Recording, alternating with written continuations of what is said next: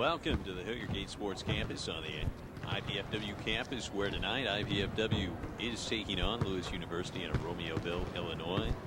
IPFW comes in here tonight 6-6 in the conference, trying to fight their way to upper echelon.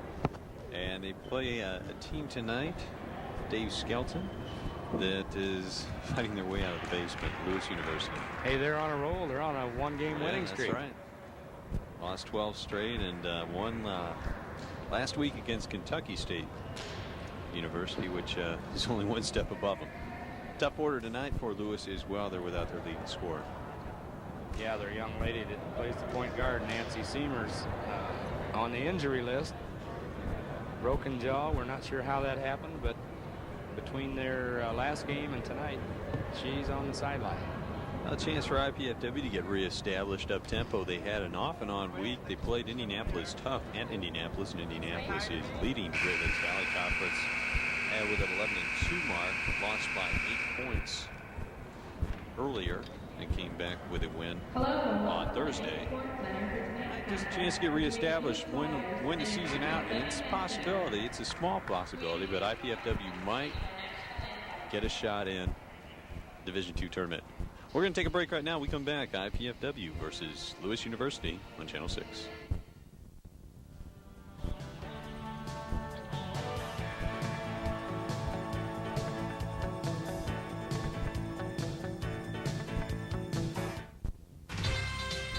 First-year IPFW women's basketball coach Pam Bowden is enjoying a fine preseason after coming to IPFW from the University of Alaska Anchorage.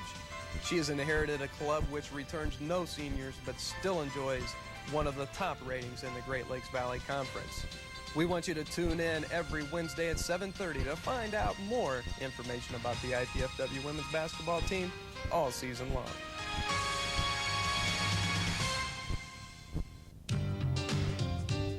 Check it out!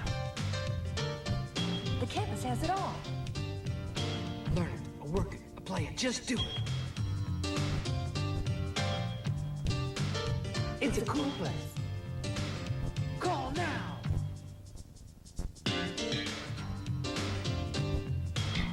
Go to work, go to school, go ahead.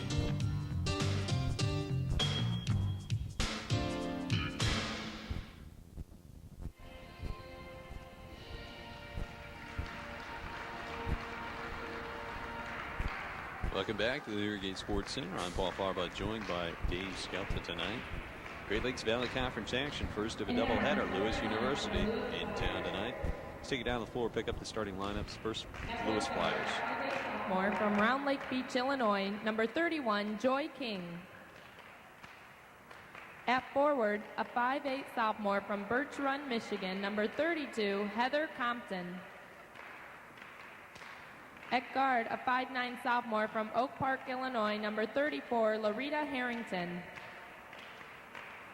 At the other forward, a 5'11" freshman from Orland Park, Illinois, number 44, Katie Savilic. And at center, a 5'11" senior from Darien, Illinois, number 41, Brenda Wegrazin. Lewis Flyers are coached by Brian Mahalik and Ken Connor. And now, the starting lineup for your IPFW Mastodons. At guard, a 5'8" sophomore from Auburn, Indiana, number 14, Wendy Recker. At the other guard, a 5'9" junior from Decatur, Indiana, number 32, Lindy Jones. At forward, a 6' sophomore from Richmond, Indiana, number 23, Dottie Porch. At the other forward, a 5'10" freshman from Columbia City, Indiana, number 43, Leah Sheets. And at center, a 6'1" junior from Harlan, Indiana, number 44, Jenny Newhard. Lady Dons are coached by Pam Bowden and Nikki Anzano. Starting lineups one more time, post this rundown. Lewis, big lineup for them. Joy King is the guard at 5'8". She's number 31, number 32. Heather Compton, also her running mate, 5'8" guard as well. Rita Harrington, 5'9" guard. They run a 3-guard offense at times. Harrington will also swing down, face the basket, low post. Katie Savilic, 5'11", forward, rounding it out. Brenda Wegersing, is number 41. Same lineup for IPFW normally we've seen, except Dottie Porch getting the start tonight, and she's jumping center. Jenny Newhart, number 44. 43 is Leah Sheets, a freshman. Lindy Jones, 32, and Wendy Recker. They are the iron women of this team. Oftentimes going 38 to 40 minutes. Tip control by Newhart. Sheets down on the baseline. Now pops it back outside to Recker. Yeah, the Lady Dons almost had a quick, fast break basket going, but couldn't quite. But that's the next best thing right there. Newhart inside off the glass. Seen IPFW the last few times they've been home. They are really pushing the tempo, getting it up and down the floor. Coach Van Bowden says she likes to see that. That might be a developing storyline in terms of next year. Should IPFW get some more depth, they go about 8 deep. There's Jones on the rebound. Knocked away, great save inside. King comes up with it. Kicks it off Jones, and it will be Lewis ball the other way. Well, in this first less than a minute's action here, the Lady Flyers from Lewis have been pretty active, both at the offensive end and the defensive end. I don't really mean to beat it in the ground, but 6-16 and 1-12 in the conference. Not likely that they're going to put it on IPFW if IPFW plays their game, but... Well, we may have seen part of their problem both there with an errant pass that was kind of a careless pass, but also on the first shot. They may be tough, having a tough time at the shooting end of the floor. The last few games they've all lost before the win against Kentucky State. Last Saturday by less than 8 points, last 5. There's Porch, and she double dribbles along the baseline. First turnover for IPFW. Yeah, the Lady Dons are having a little tough time getting going smoothly here tonight too. This is King now guarded. Both teams in man defense. Harrington wants to go baseline, shut off by Sheets. Newhart on the double team. Almost a 5 count. Instead, it's a walk. Pretty good defense that time by the Lady Dons. They put a lot of pressure on the ball, and the young lady didn't have anything to do with the ball. Good step out by Sheets, and I know Pam Bowden is really enamored the possibilities of what Leah Sheets can do before she is done at IPFW. Yeah. Newhart on a putback. She has both points for IPFW. Nice rebound that time. Good position, went right back up. This is King working on Jones. IPFW is going to allow the 3-point shot. Lewis does not shoot it very well. Inside the kick out back to King. Trying to work Wegerson, and she gets the 2. First bucket of the game for Lewis, 4-2 IPFW. We were chatting with their sports information director just a little bit before the game, Paul, and he had indicated that number 41, Brenda Wegerson, hard worker. And it's their leader now that Seamers is on the injury list. Foul underneath. Harrington is going to pick it up, first foul of the game. Be a 2-shot foul. Just to finish off that point about the 3-pointers. 50 of 159 coming into tonight. So they don't put many up, and they don't hit many. Of course, IPFW isn't noted to really cut loose on the 3-point shots either. No, they're not, but you know that could change because Lindy Jones normally hits about the 18-footer. She takes a step out, she's hitting the 3-pointer, and I know Lindy likes to shoot it. Shot of the bench there, Barb Derry, Tara Mazzullo. Both players are getting a lot of the time off the bench. Tara Mazzullo starting some. Porch misses the second. King turned baseline, almost stepped out of bounds. Once again, trying to go to Wegerson, guarded by Porch. Now dumps it down. Wegerson, double team, taken away by Porch. Recker comes up with it and steps baseline. Well, that's a nice change of pace there. Are they going to change the shot clock or not? I guess not. 11 for Lewis. With the ball in the rim. Probably won't there because IPFW did not have clear possession. And as it turned out, it didn't matter. Rebound by Recker, and she's pushing ahead. Newhart on the break. Missing, and what do we have here? A foul on Lewis. Yeah, Katie Savillic did a little clear out, and Jenny Newhart ended up on her clear out. I guess that's a payoff for missing a bunny. There you go. 5-2 into Newhart now. Jenny's left-handed. Wegerson played that perfectly. Second turnover for IPFW. Little ragged start. Awful Both ragged. clubs.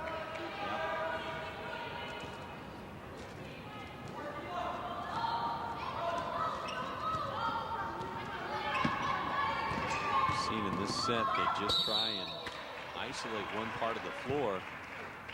Have King work with a low post player.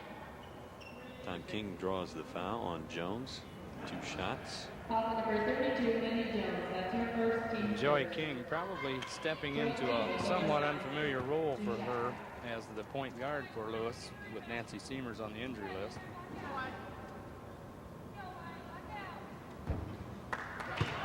This is the first. We'll have a second.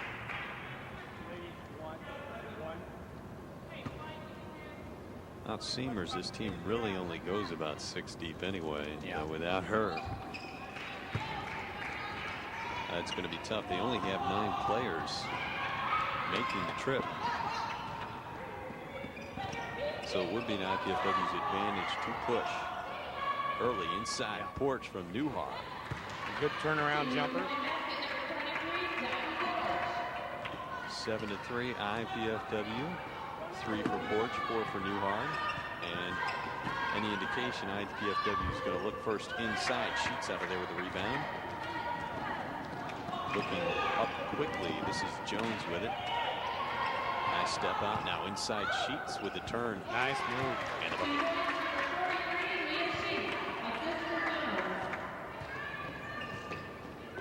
(9-3) IPFW. And all the shots have been 8 feet on in. Harrington outside, got away with a step back outside to Harrington. That's a 3. And a rebound by Wegerson.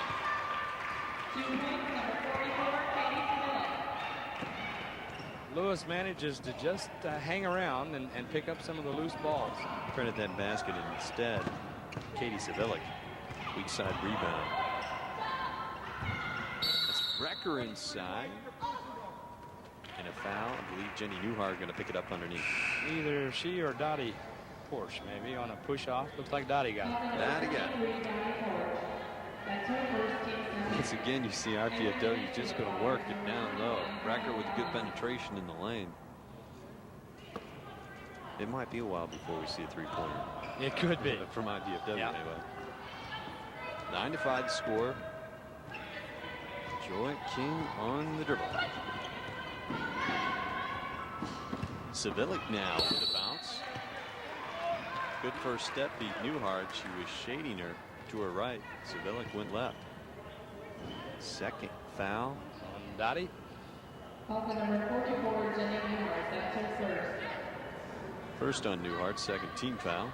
Third team foul. And Dottie Porch will come out. Termazzulo's in. Lewis sending in a replacement also, number 50, Stacy Alexander.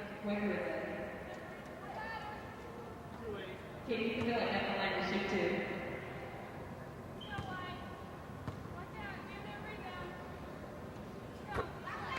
And that's about the extent of the Lewis bench. As far as minutes, no one else really averaging double figures. I suspect they'll have to take those 2 subs and rotate with the starters to give them a little bit of a rest periodically. Nice pass inside. Nice basket by Leah Sheets. Wendy Recker has just added to her leading total for a season. The assist record is hers. She broke that a couple games back. She has developed into a very good point guard. 4 turnovers a game for Lewis. Yeah, that's going to catch up with them too, because only about 5 minutes of action and 4 turnovers, and that's a bad average. Arrington is in, King is out. 11-6. Wendy Recker outside. That's 18. And Jones missing. Yeah, you're right. She was just a half a step away from the three-point line. Could have gotten the same shot. Compton is going to run the point now that Joy King is out. This is Harrington breaking. And Duhart chasing it down. And Recker looking to transition. As Sheets in the corner, back to Recker. That is a 2. Did you call that shot before it got there, or were you calling that a 2-point shot? That was a 2-point shot. Oh, okay. Just wanted to make sure. I thought you had it zeroed in because it did look pretty good all the way. It was dialed in. 13-6 the score. Go ahead and read that off, Dave, while you're not doing anything. I'll give this a try here. The College Cable Access Program Guide provides information about our programming, including IPFW sports telecasts. To receive your free Channel 6 program guide, send your name, address, and zip code to Channel 6 at IPFW, 2101 Coliseum Boulevard East, Fort Wayne, Indiana, with a zip code of 46805, or call us at 481-6000. I'll have you here, Dave. Your thoughts on the new AD, Bruce, I'm going to mispronounce his name, Butch Purchin from Angola. Just named this week? Just yesterday, as a matter of fact. And I think everybody is, number one, relieved that there's been a selection made. But number two, real good man's been selected, and I think they're looking for him to be on board here within about 10 days. Mm-hmm. And among the things athletic directors do, as you would well know, is do a little community work, a little background work, getting the awareness up and getting the money coming in. And maybe you change that one word saying doing a little of that to doing a lot of that.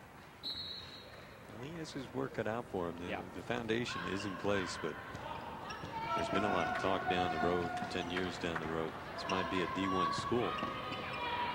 And you have to keep in mind, to get there first, you have to be a top D2 school. Yeah, exactly right.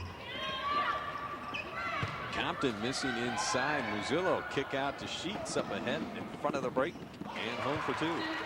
Good lead pass and also a good move to get the basket from the right side with Leah Sheets. Sheets now has 6, and how many times do you see it? She's releasing on the break and up in front of it. That time, poor decision, picked off by Savillic, and Newhart stealing back. She's 1 on 4, and I think she's looking to go to the hole. Yeah, she sure was. She was hoping Savillic would take her eye off of her and look the other way. Pass inside, Muzzillo fighting for it. Savillic tying it up, and it's going Lewis's way. That ball looks like it may be covered with grease right now. It's hard for anybody to hang on to. 15-6 the score. IPFW jumped out 4-0 and never trailed. Boy, that's a hard foul. Newhart with the charge taken. It's a 13th foul on Lewis. Number 21, Kelly Dolan. Foul charge to number 21, Kelly Dolan. That's her first, team second. Excuse me, team's third. Substitution coming in. 51, Michelle Urasovich. You could take a shot at that one. Michelle Urasovich coming in. Gives a little height off the bench, 6-foot junior. I think I'd call her Shelly a whole lot. Okay. Newhart open from 15. Big, strong rebound by Stacy Alexander. Daddy Porsche getting set to check back in for IPFW. This is Dallin now in the ball fake. Dallin has come in off the bench and made some nice aggressive moves. She's gone to the basket twice, and this time picking up the foul. Yeah, she got a little too aggressive that time on the defense. It's her second foul in the space of about 45 seconds. 14th foul. Jenny Newhart out, Porch in.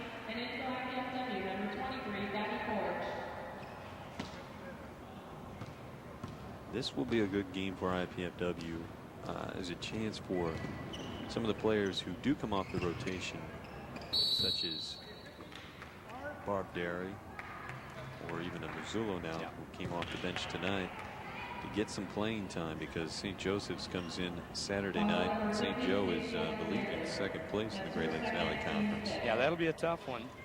This will also be a good opportunity for the Lady Dons to execute and not worry so much about the opposition they're playing against, but rather play their offense the way they want to play it. Barb Derry checking in for Leah Sheets, and Porch is 1 of 3 from the line, has the second. So one by one, the starters are getting a rest. Both squads.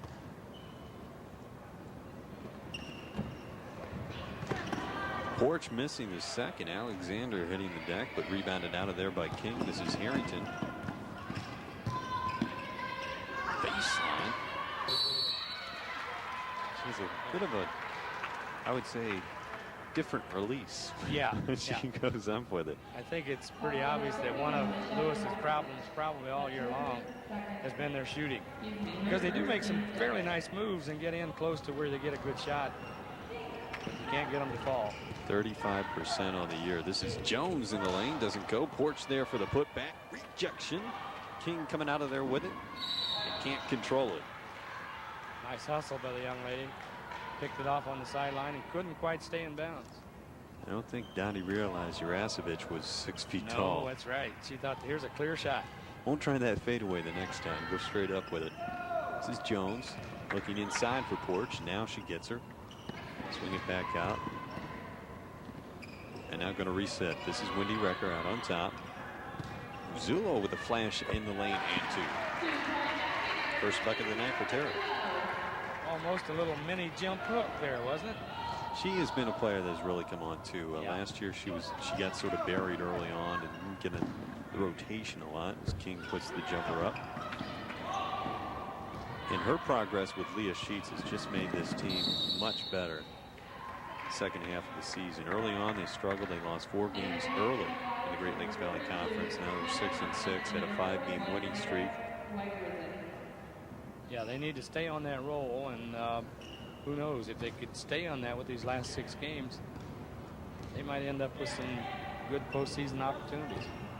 It's a tough call. I don't know normally how deep they go in the Great Lakes Valley Conference for women. I believe it's like 3 teams probably max. Yeah, probably.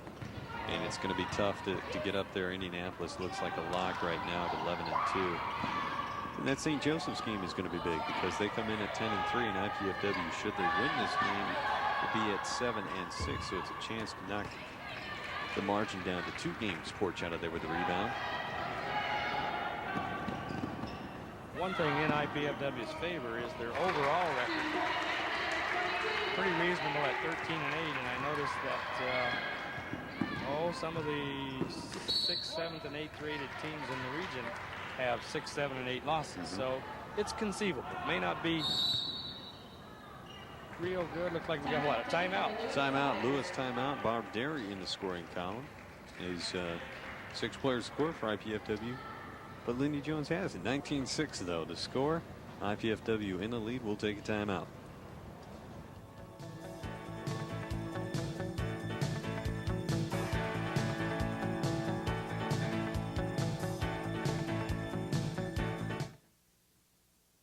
The college basketball season is underway for 1994-95, and the Great Lakes Valley Conference has been rated by some as the toughest of the NCAA Division II conferences. Join Coach Andy Piazza and me, Matt DeLong, to get a closer look at the IPFW team and this year's competition.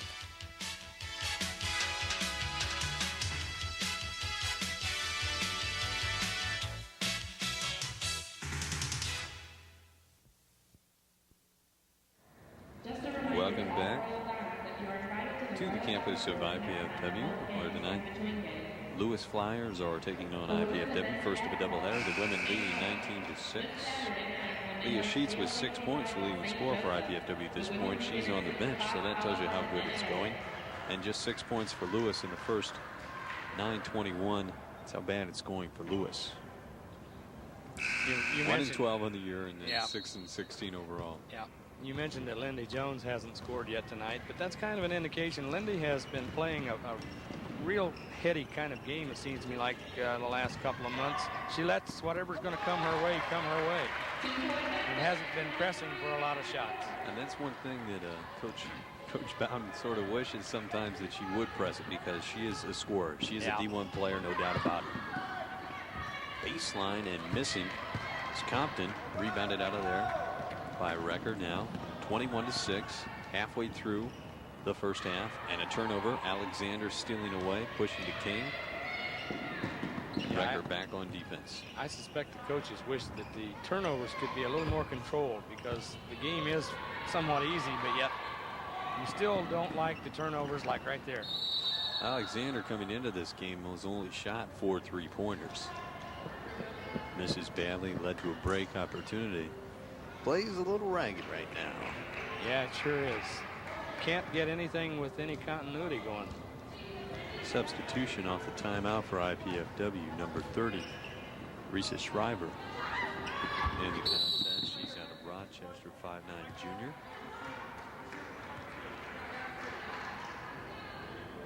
And Alexander picking up a foul down the other end. That's team foul number 7.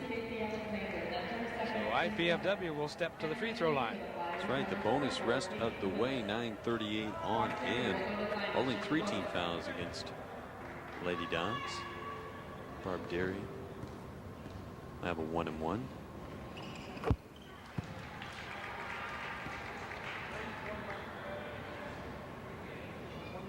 Well, Barb was perfect on the first one. Let's see if she can go 2 for 2.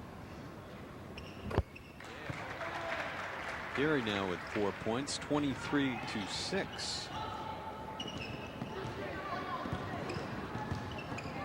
This is King now, got away with a walk. Shriver got a hand on it. Zullo picking up a foul down underneath. Musillo, or was it Barb Deary? Barb might have got caught with her hand in the cookie jar. Well, you got the calls tonight. Yeah, she was trying to sneak in from behind. Newhart back in. Zullo out. Harrington loading from 3 and missing, but Savilic there for the putback, and Newhart checks in and picks up her second foul. That's the way to get yourself back in the game. Do something, you know, either put the ball up right off the bench or get a foul. Of course, that's also a way to get yourself right back on the bench pretty fast. Musillo coming in. That's what I was sort of getting at. Newhart will sit out. And Jenny the other night had 24. I believe it was against Ashland, but I'm not certain, in the first half, tying a career high. She has developed into a player as well, and the players really like Pam Bowden as a coach. She's a good friend, but the team chemistry is much better this year. Yeah, they've responded to Pam and the way she likes to play the game, and the way she plays a lot of people. And a turnover off the inbounds play. A little pressure by Lewis. Recker could not get free along the baseline.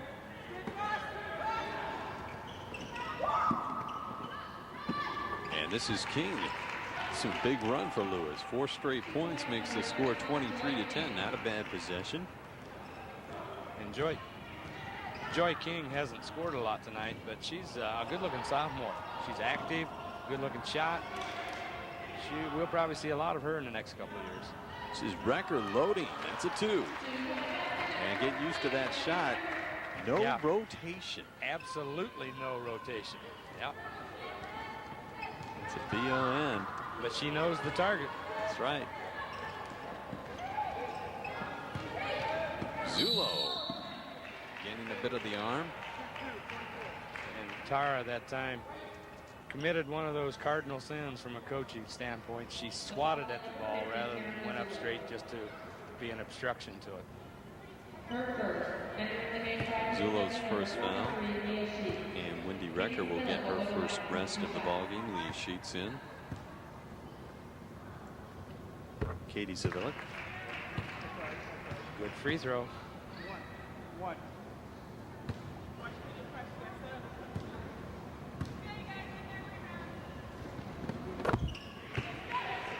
Perfect on both of them. Didn't score with 5, 3 and 3 from the line. This is Derry. Little light pressure, no timeline. 10-second line in women's college basketball, but there is only 30 seconds, only 30 seconds on the clock rather than 35. Mazzillo would walk.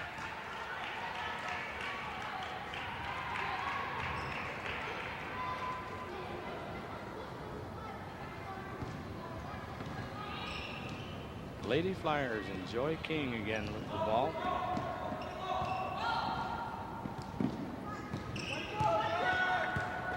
King now on Sheets. And Shriver gets a hand on it. Will go Lewis's way. New shot clock. Jones checking back in for Derry.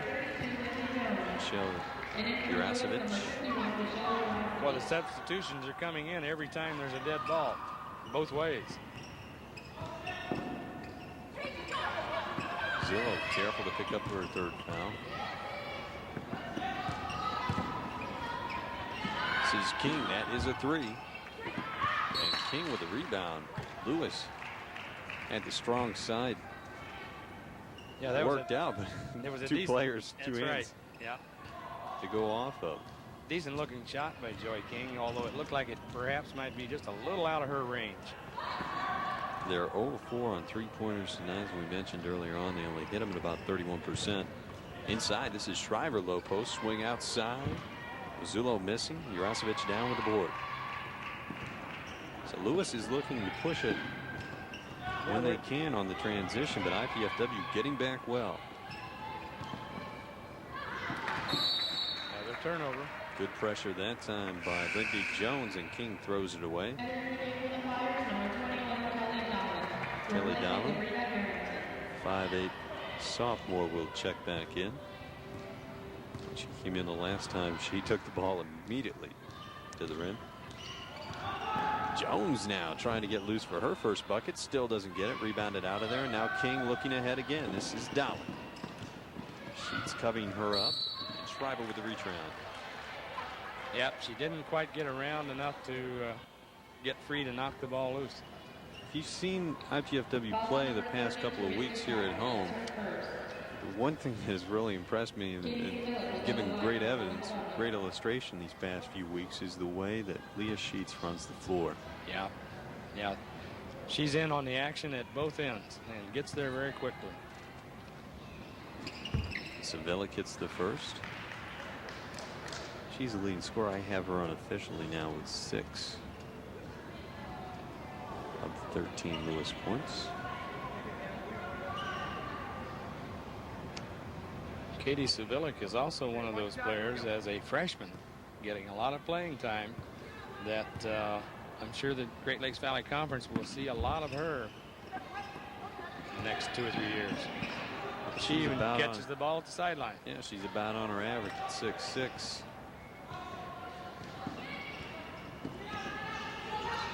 Inside, they go right back to Savilik. Around porch for 2. And it's a 10-point game. It was 23-6 at one point.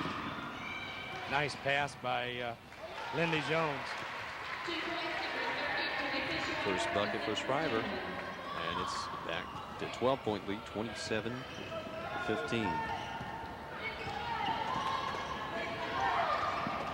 Savilik now looking back outside. This is Dallin.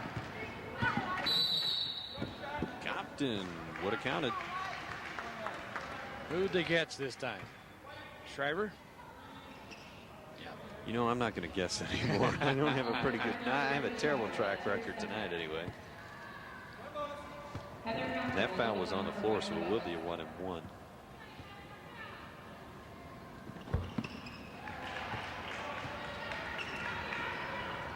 Heather Compton hitting the first. Well, she's in the scoring column as well. One disappointing aspect about this game is there's been so many violations like that and turnovers that it's been hard to even criticize the officials. Well, I know that's we'll work on that. That's a thing that is very close to your heart, Dave. Just trying to help them out, you know. You can stir up and, you know, pick up the tempo by doing that. That's just fine. This is Sheets on the dribble outside. Zillow looking for Jones. Now she finds her. Jones trying to work it inside. Porch from 15 down the lane, loses the handle, outside, picked up by Shriver, now with 10 on the clock. And Porch fighting for the rebound, but Savilic there pulled the strings, and now Lewis. This is Dahlin. Baseline, back to Jurasevich. And the hands are flying tonight. Yes, they are. And the fouls are beginning to pick up. Shriver's third. It is. And a 1-1, and Recker's going to check in for Teresa Shriver. Team foul number 9, so IPFW's picked up 6 straight fouls in the space of 4 minutes. Yeah, Lewis put IPFW in the 1-1 very early, and now all of a sudden it's gone the other way. Offensive foul. Recker taking the rebound, trying to go the distance. Instead, we'll pick up a player control. Entering the game for the Flyers, number 34, Lorena Harrington. Harrington back in the game. Jurasevich sitting down. 5:36 to go. 27-16. The count. IPFW the leader the whole way. Jumped out quickly. At one point it was 23-6. 10-4 run for Lewis, knocking it down. And further. The Flyers have very, very quietly sneaked back into this game. Crawford with her first bucket of the game. And it's 27-18. This is Jones from 18. Weak side there was Sheets. Good position by Leah Sheets that time. Although she wasn't the biggest player in the area, she got her player blocked out and drew the foul. Savilic picking up her second foul.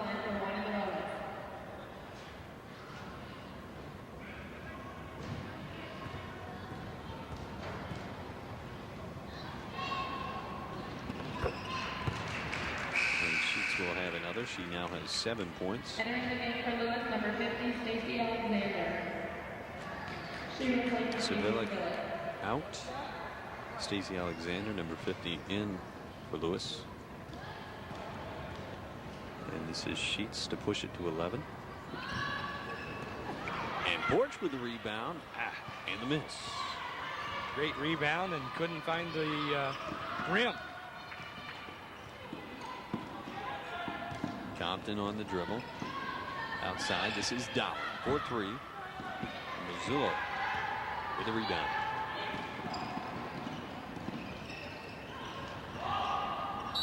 Tough pass for Sheets to handle. Yeah. Help ball will be going IPFW's way. Yeah, that's a tough pass. It was in a lot of traffic. Jump ball, possession goes to IPFW. Half a loaf is better than none, as they say. Leah at least got it tied up and got the possession to go our way. Half a loaf. Well, something like that. Will it go? It does. And first bucket of the night for Lindy Jones. It was just a matter of time. Will she come in here averaging about 22, is it? She's done very well in the last several games, and I'm not sure what her most recent average might be. But she's had a couple of real high scoring games. Well, that was your cue, Dave. Yes, okay, okay. No, she did. She tied a career high. Well, set a career high, tied a school record 40 points. And then within a game or two later, one of the games last week, I think, was in the 30s. She's averaging 22 overall and 25-3. Great Lakes Valley Conference action. Now Jones ahead to Sheets, running the floor again, ripped from behind. Arrington got a piece of that. Brenda Wegerson coming back in for the Flyers. She has 2 fouls, so she must be careful the last 4-12. Mazzullo. Third foul coming up on Dottie Porch. Foul number 23, Dottie Porch. That's her second. 4:09 to go in this game, and lots of fouls beginning to accumulate. Well, Dottie Porch is going to check out here. Amy Ross getting ready to check in. Going to say it won't be Jenny Newhart because Jenny's already in foul trouble. Jenny picked up a couple of early fouls, and Ross getting set to check in. Haven't seen much of her in the rotation. And IPFW desperately does need another big body. Well, she's a 5'11" freshman, and so she'll learn the game. Out of Elkhart.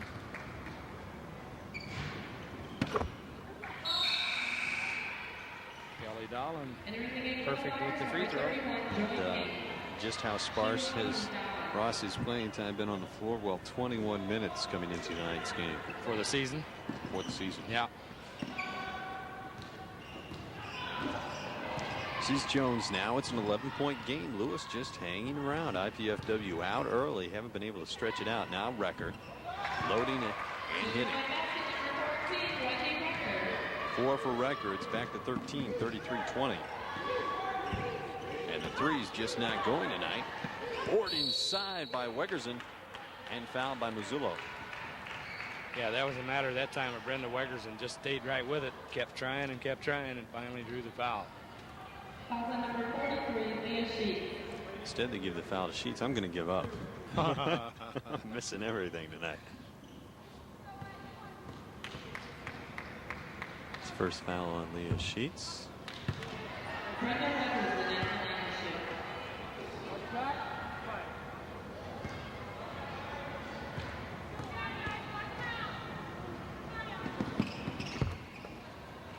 And it's back to 12 points, 33-21. IPFW. Wendy Recker now Sheets. Zillow on a flash to the outside. Swing it down low. Baseline Jones tied up. Alternate possession going the other way. Turnover IPFW. Yeah, IPFW is struggling a little bit in the last 4 or 5 minutes of action. Just can't get a real smooth flow going to anything.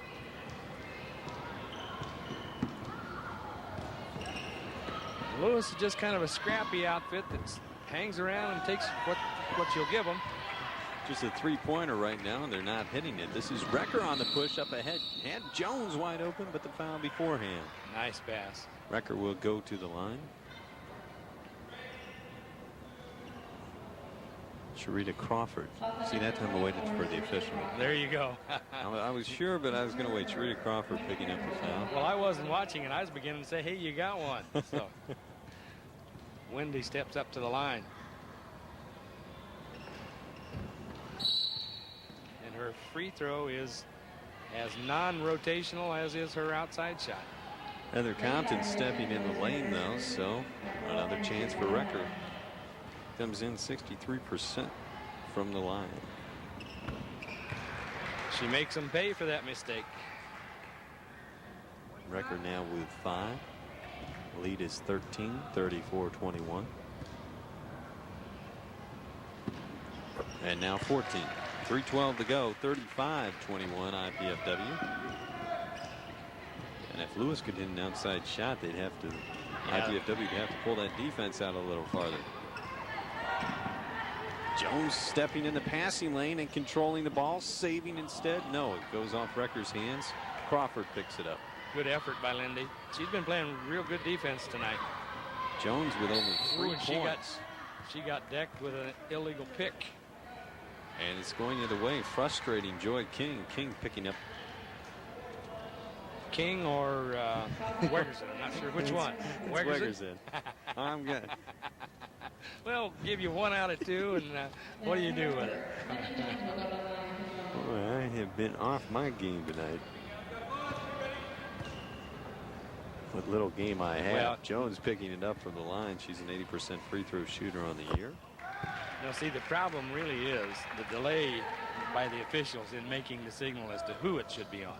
Yeah, maybe they're trying to make up their mind. Yeah, I could put it on that, or I could also just put it. Jones now with 5, 3 from the line, and Annie Recker. That is Wendy's sister. She is just a freshman. Wendy's a sophomore, number 10, into the lineup. Leah Sheets take a break, probably the rest of the way. 2:44 to go. King blowing right by Wendy Recker for the bucket. Joy King shows a lot of potential. Young sophomore point guard. Annie Recker does have the rotation, but missing. Rebounded by Jones. The skip pass to Wendy Recker. Annie picking up the rebound to Mazzullo, and that was almost an all DeKalb play there. Yep. All three players matriculated at DeKalb High School. They're on the same starting five, too. 1-1 go. Lewis King will be going to the line. And Wendy Recker picking up the foul. That's her second. Joy King will go to the line and shoot. What do you got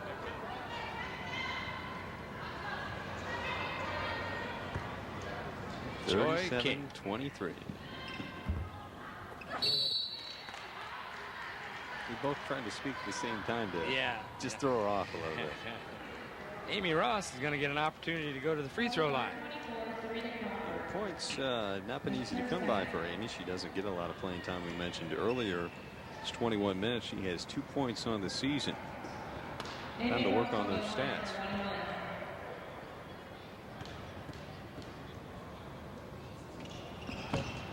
Neither team hitting particularly well on the free throw line, but a nice follow-up shot by Lindy Jones. Jones now with 7, beginning to pick it up. Harrington with a blow by. And nice shot. First bucket of the night for Harrington. She is 0 of 3 from three-point land. Now a 14-point lead for IPFW, 39-25. Mazzullo, Annie Recker to Wendy Recker. Looking for Ross in the low post. Spacing a little covered up. Ross with a rebound, put back, doesn't go. Rebounded out of there by Wegerson. The action's getting fast and furious. Neither team's taking a whole lot of time to set up. Harrington with the miss and then the foul. And Lindy does go to the free throw line. And this will be her first opportunity, I think, tonight, isn't it, at the free throw line? Oh, no, she's been there three times already. She's hit them all? She's hit them all. Yeah, see, I've been real alert here tonight, too. Has 7 points. She's been to the line 134 times in 21 games. It works out to about 8 a game. She's an active player going to the basket, so she'll draw fouls. Perfect on the first free throw. Goes for 2 for 2. Actually, it works out to about 6 a game now. I do my math. That shouldn't surprise anybody. 40-25. Biggest lead for IPFW was 17 at 23-6. That was early on, about 6 minutes in. As King hits. Yeah, and it seems like a long time ago. And this is Jones in the lane, and she picks up the foul on King.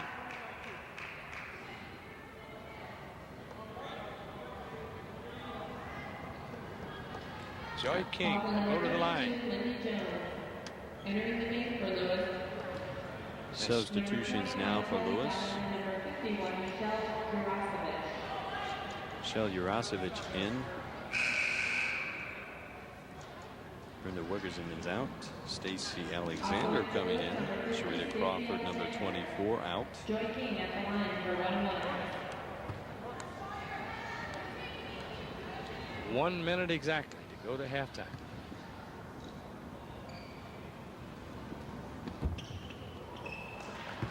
Joy King got the shooter's roll on that one. Just enough to be up over the rim and let it roll around and fall through. Are those rolls only for shooters? That's what they say. That's a nice statement, though, isn't it? Because anybody who goes up there is a shooter of some sort. Dowling with the rip on Wendy Recker, but IPFW will control. 24 on the shot clock, 54 on the big clock. Jones to Recker. Behind the back, the kick out to Annie Recker. Didn't catch the ball in rhythm, tried to force it inside, and a turnover. Very sloppily played first half for both teams. A lot of fouls, a lot of turnovers. Another three try by the Flyers. And if you're Lewis, a lot of misses in three-point range. Heading now for 0-8. I'll have to check that at halftime. 40 seconds on the clock, 30 on the shot. Lewis has really done a pretty good job on the defensive end because they've packed that defense back and put a lot of pressure in the middle, which is where IPFW keeps trying to go constantly with the offense. And Ross called for traveling. Shot clock is off with 30 seconds left in the half. 40-29 IPFW.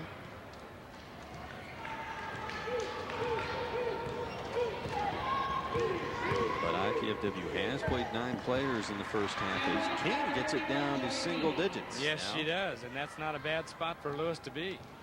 King with 11 points. This is Recker with 7 on the clock. Doesn't go. Ross with the rebound, falling down. Recker now with 2's got to get it up. Yes, it goes. It counts. Basket is good by Recker. She has a lead back to double digits. That may give IPFW just a little bit of a lift here at the end of the first half because not too many things were going well for them. But they do come out with a 11-point halftime lead. Well, it has been rough. We'll get in focus for the second half. We're going to step aside as we go to break. 42 for IPFW, 31 Lewis. We'll be back.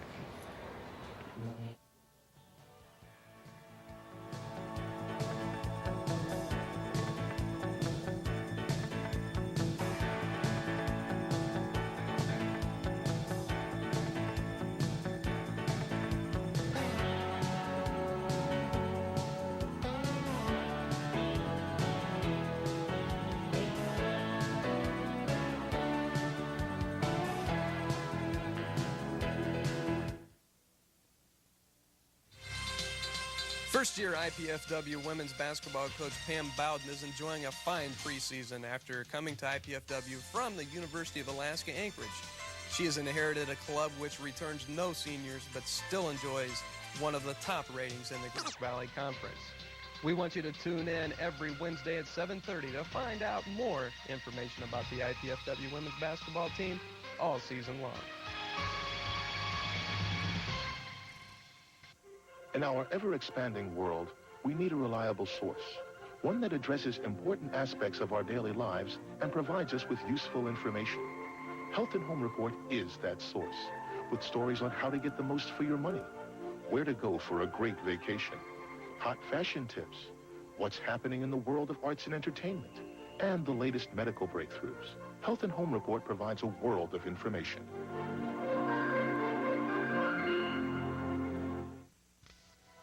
The college basketball season is underway for 1994-95, and the Great Lakes Valley Conference has been rated by some as the toughest of the NCAA Division II conferences. Join Coach Andy Piazza and me, Matt DeLong, to get a closer look at the IPFW team and this year's competition.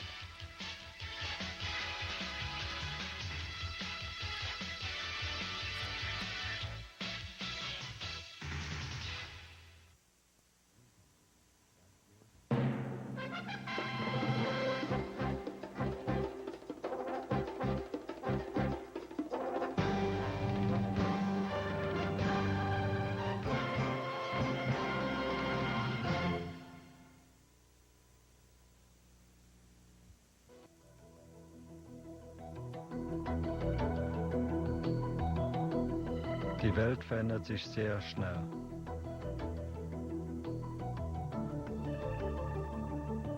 Изменения здесь достигнут весь мир.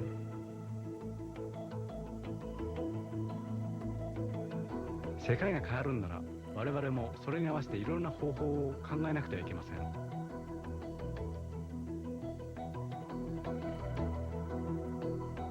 De plus en plus, nous deviendrons tous partie d'une communauté internationale.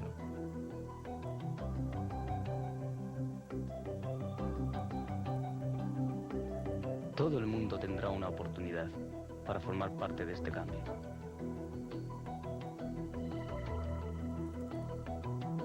If there is a common language in the world today, that language would be change. Sometimes evident, sometimes hidden, it is nonetheless constant. And when viewed through the eyes of the world, this change can be wide, sweeping, immediate, and profound. Yet when viewed through a different set of eyes, through the eyes of a child, this change can be personal and at times bewildering. Consider a child from another land whose family has come to Indiana, brought by an international company or organization to America's heartland. For this child, a changing world is felt at a personal level, a level of new language, atmosphere, customs, and new friends.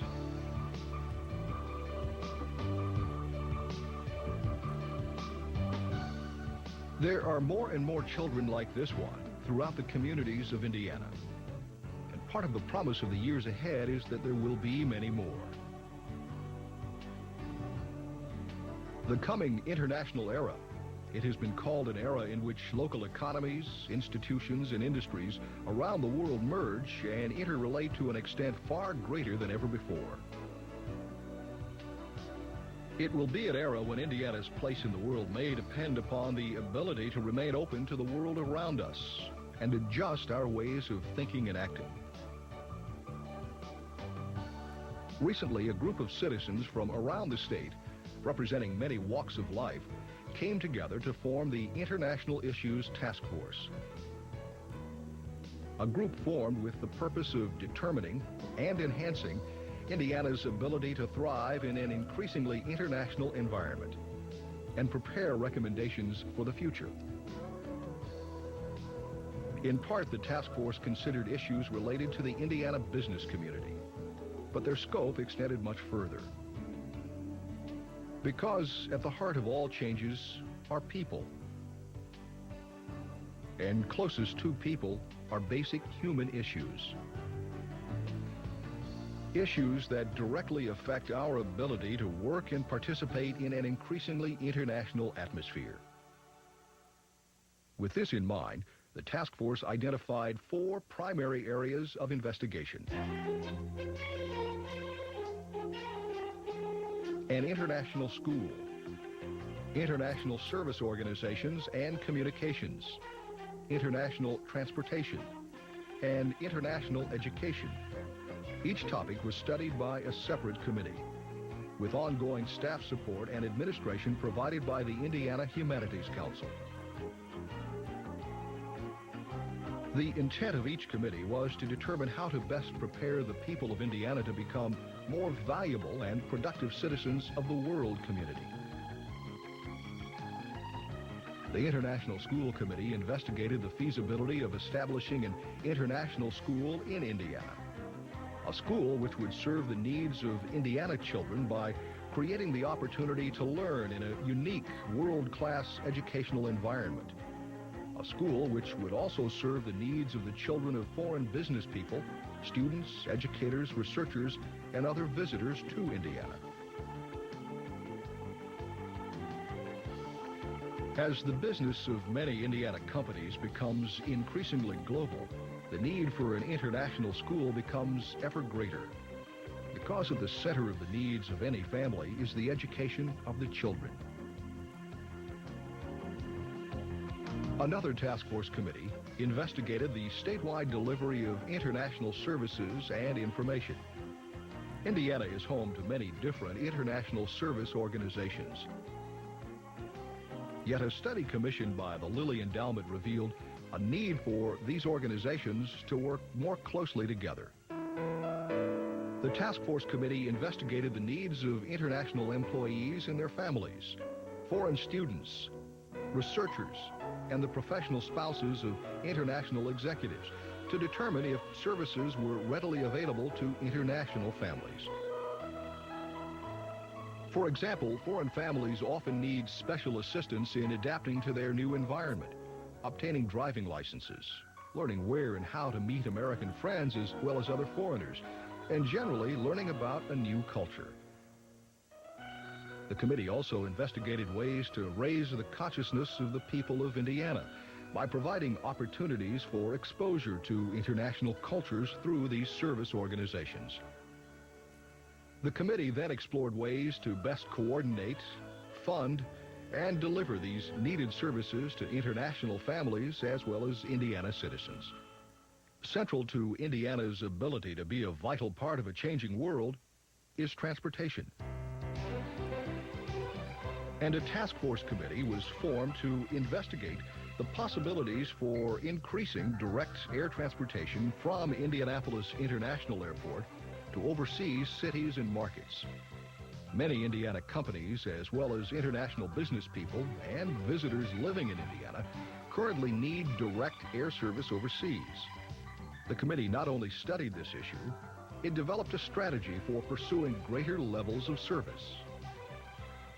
International transportation, an important way to more directly link Indiana with the world. The mission of the first three committees was investigating ways to make Indiana even more hospitable to foreign visitors, executives, employees, and families. The fourth committee investigated ways of preparing the youth of Indiana for the international era by studying the present educational system.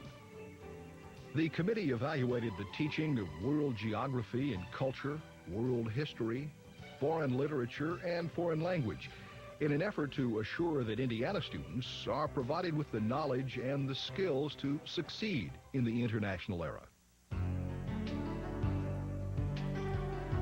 In many ways, the intent of the task force has been to provide a cornerstone from which the state can begin to build and prepare for the future. A future that is rapidly approaching for businesses, for organizations, for families, and for all of us. It is up to us to shape our place in the international era by learning the language of the world, the language of change. The International Issues Task Force has provided an important first step for the people of Indiana, a step toward becoming citizens of the world and making countrymen of all humankind.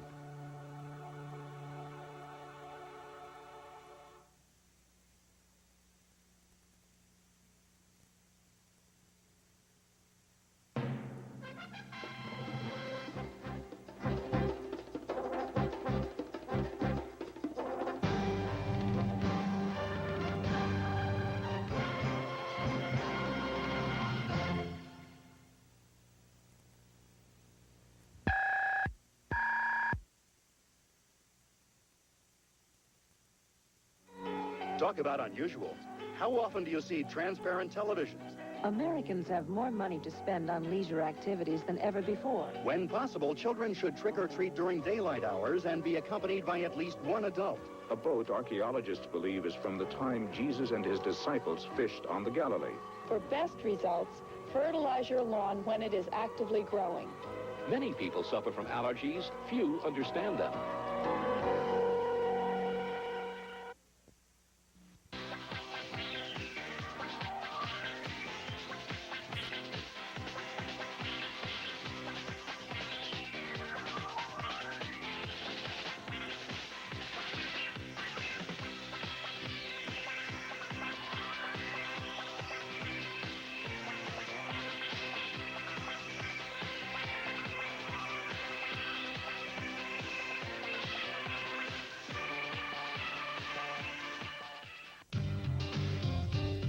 Check it out! The campus has it all.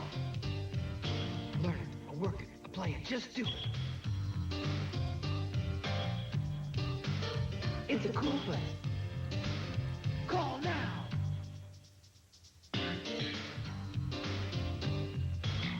Go to work, go to school, go ahead.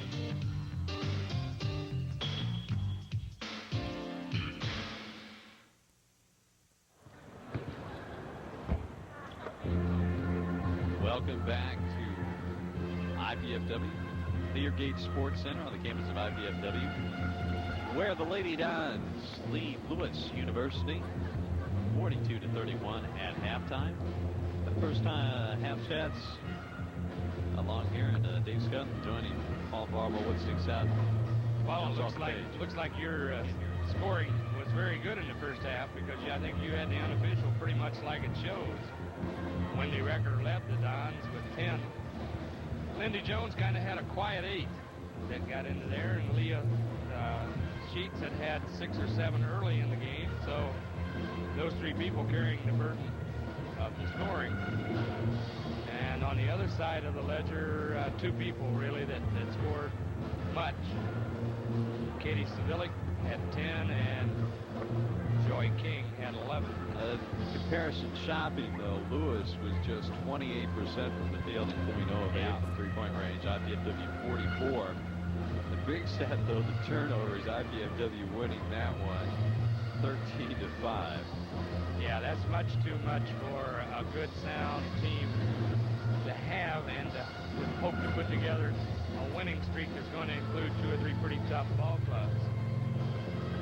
Lewis was excellent at the free throw line, 13 out of 19.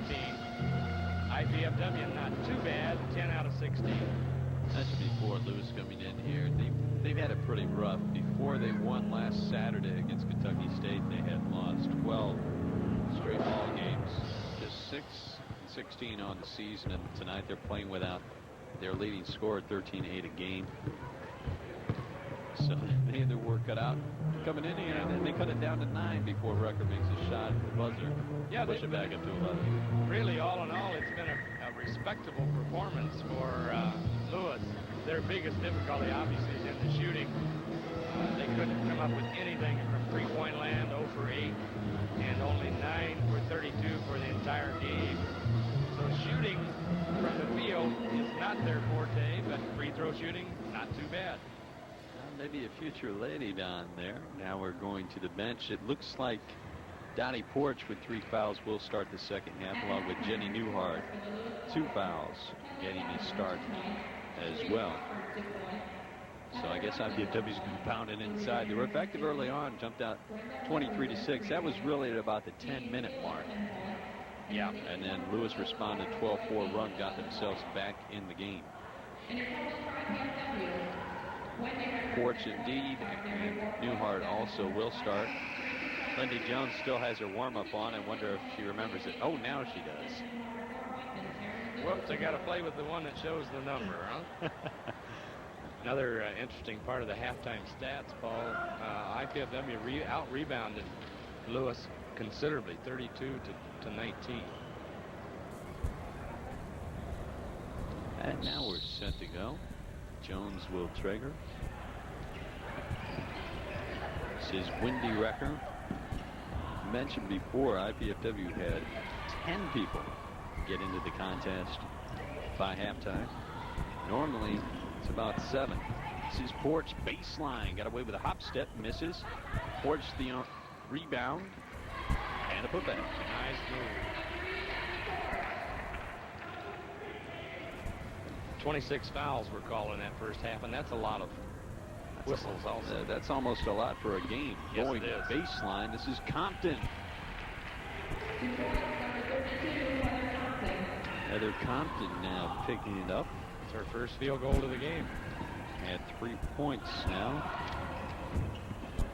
Sheets missing from the outside. Another offensive rebound for IPFW.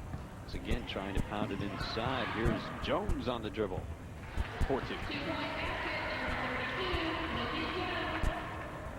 Second chance points for IPFW. And alternate possession will be with Lewis this time. It's Larita Harrington tied up.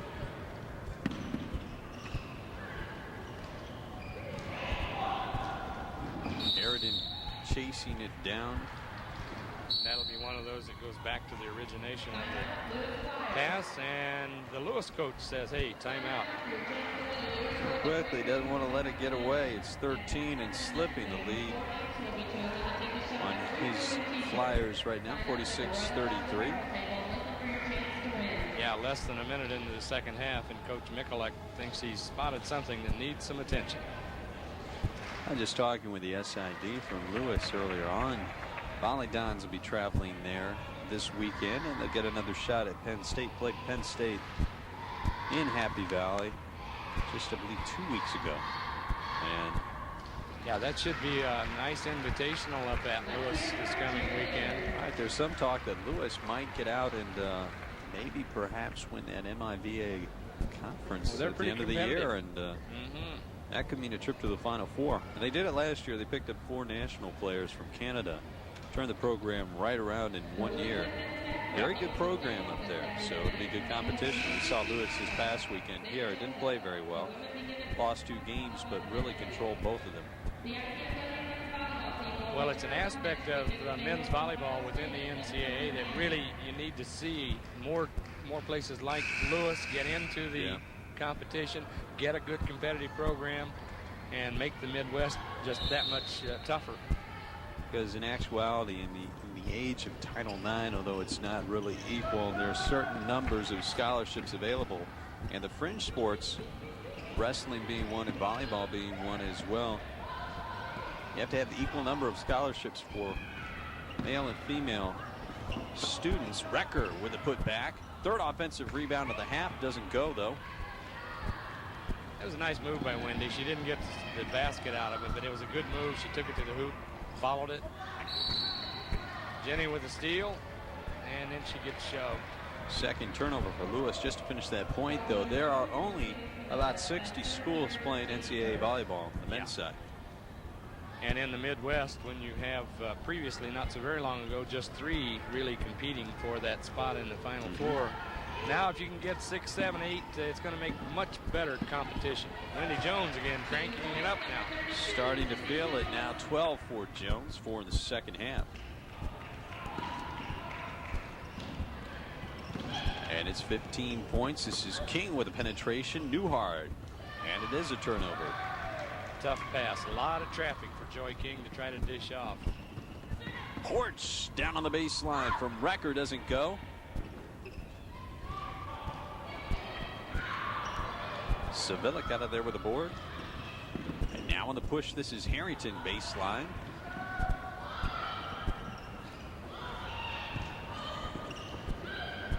Dottie Porch with good hustle. Came up with a loose ball. Now back the other way quickly. Lindy Jones intercepted by King. Harrington never got back down the floor, but King didn't see her. 48-33.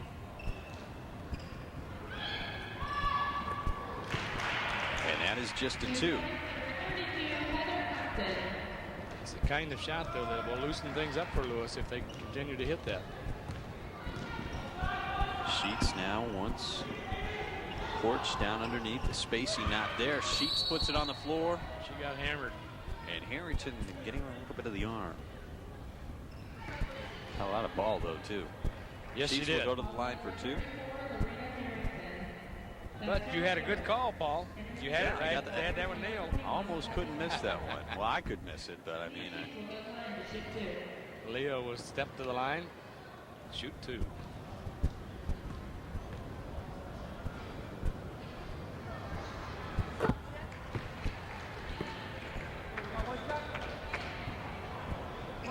String music. 49-35.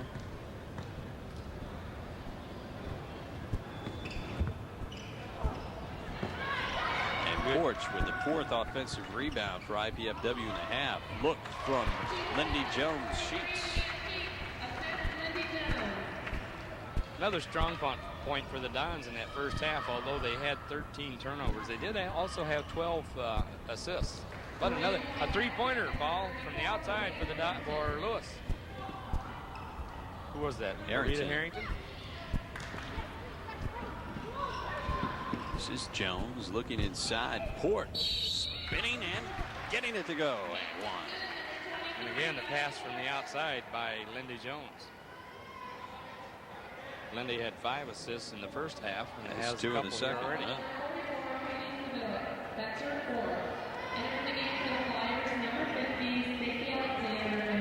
Dottie Porch is just a sophomore.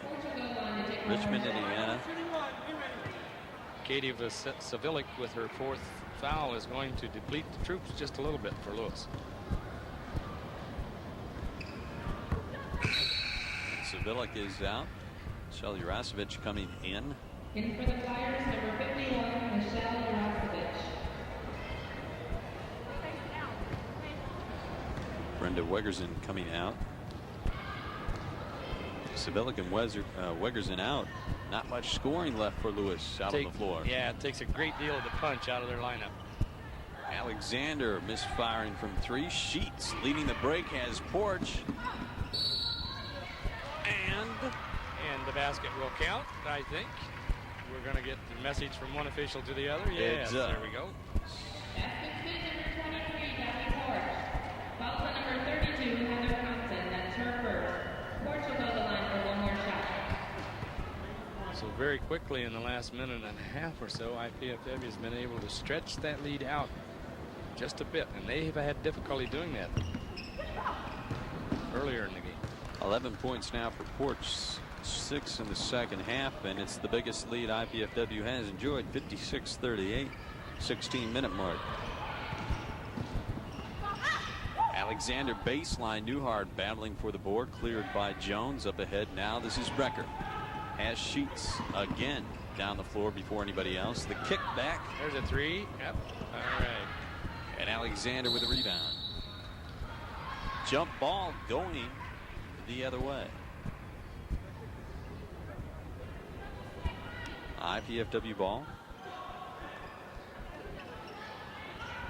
Maybe a break for the Dons on that call, huh? Sheets got her hands in there. It looked pretty clean. Yeah.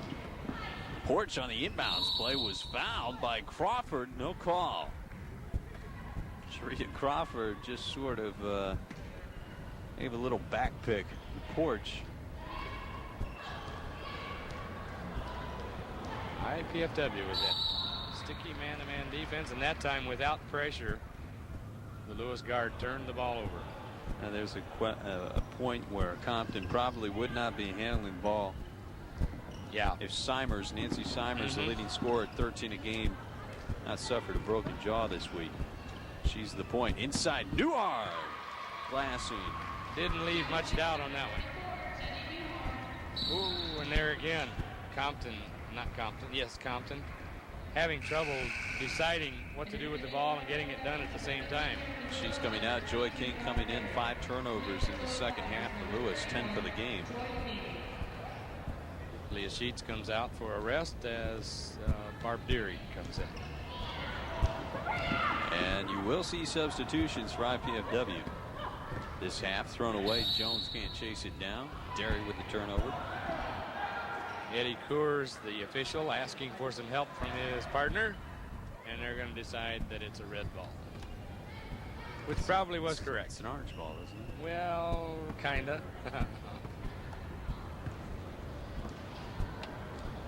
Let's paint it red and see how that works.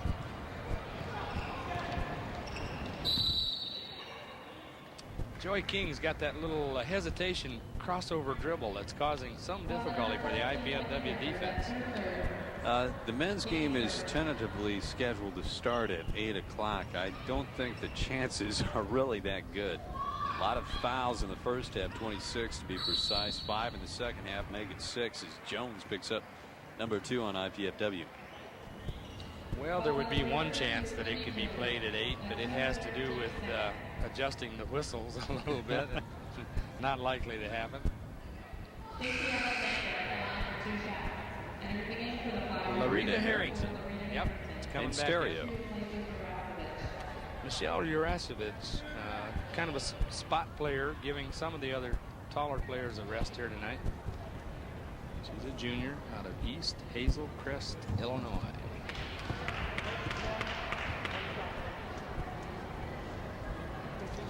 Stacy Alexander Joliet is kind of a hometown girl there for Lewis University.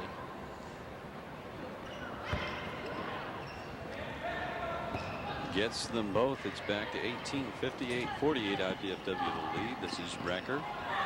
Jones. And Joy King going to Joy be called? King, yes. I'm hesitant now. Oh, jump right in there. I've lost my first step up here. Most people say it's not much anyway. This is Derry now with the ball. What do we have? The whistles are going crazy. Yeah.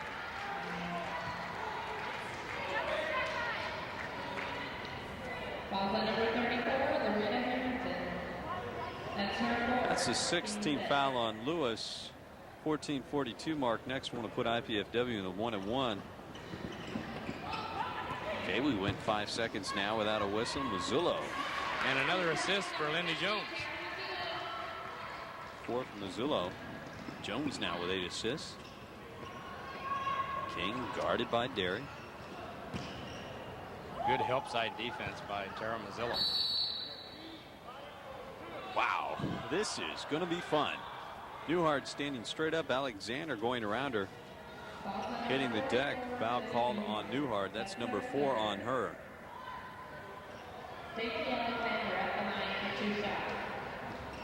And Bowden enjoying the scenery.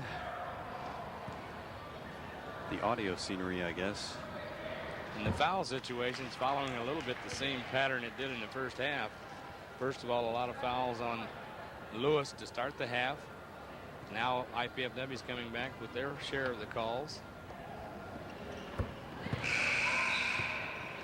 Alexander now 3 of 4 from the line. 3 points. Amy Ross coming in for Newhart. Newhart had 4 points early. Has 1 bucket in the second half. Did have foul trouble. Did a lot of sitting in the first half. Amy Ross got some minutes. And Lindy Jones squeezes one in and draws the foul. Lindy now with 14.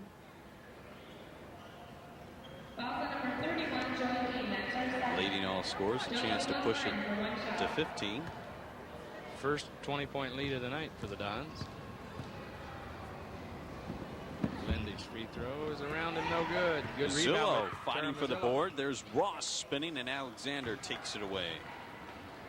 Yeah, Amy made a mistake of taking it to the floor instead of straight up.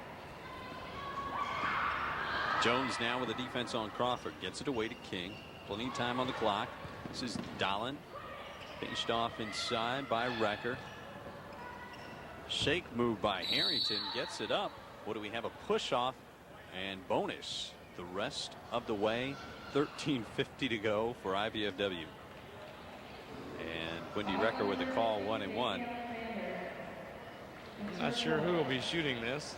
Well, it's a good chance for IPFW to work on their free throws. Let's see. Coming into tonight's game, IPFW 355, 497, 71% overall. Not bad.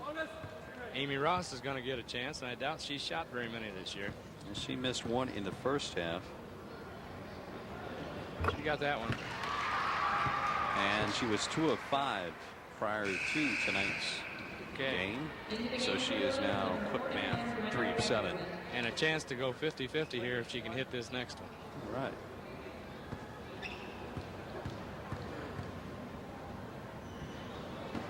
She got it. Vegas leading the game 23 at 64-41 for IPFW. Never trailed. Crawford inside, wipe it off, travel. Turnover number 7.5 for Lewis. He only had 5 in the first half. Derry to trigger. And they put on a little press, gave IPFW problems the first time, forced a 5-second count. And you had indicated in the first half that the midcourt line is not a 10-second line for women's basketball. It is a backcourt line in case once you pass over, you can't go back. Jones can't get it to go, but follows her shot. Still can't get it, and Ross thrown to the floor. Amy's going to get a chance to go back to the free throw line. Well, it is already obviously a career night for her with 2 points. Yeah. Chance to add to it. Amy had just 2 points in the IPFW scorebook this year coming into tonight's game. Wendy Recker getting nice a rest. hand. Yeah, and Mandisa Holmes coming in, number 12. And she's just a freshman. Pam Bowden, IPFW coach, really likes her. Like to season her, temper her a little bit more. Nice shot by Compton. Compton 6 points in the second half. She's been doing the damage for Lewis. This is Holmes with the ball now. She's only 5'3". So don't adjust the vertical TV. Jones inside. The pass from Derry doesn't go. 7th offensive rebound for IPFW, the half.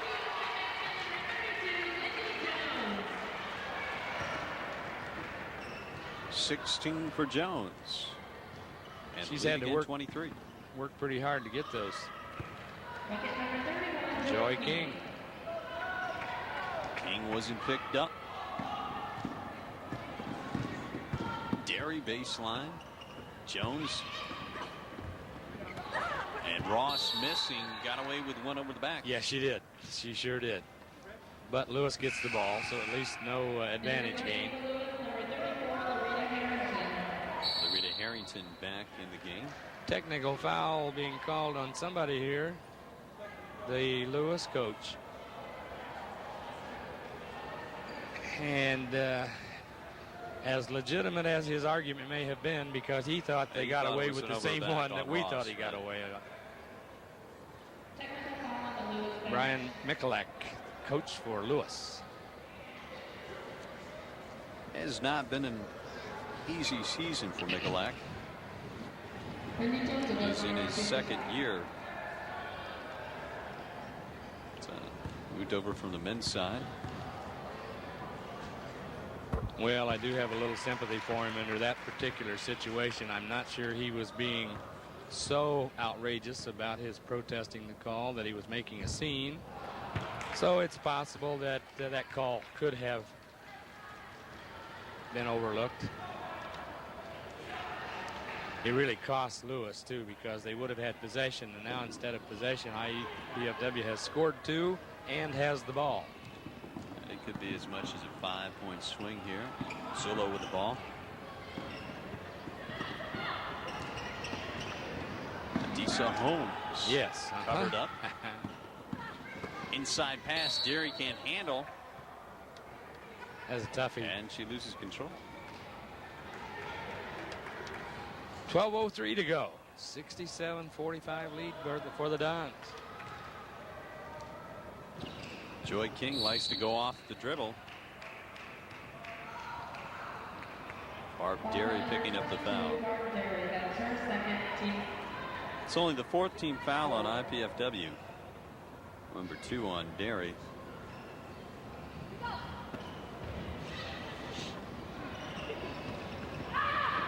Steal by Holmes, and she pushes it, slices through 2 Lewis players.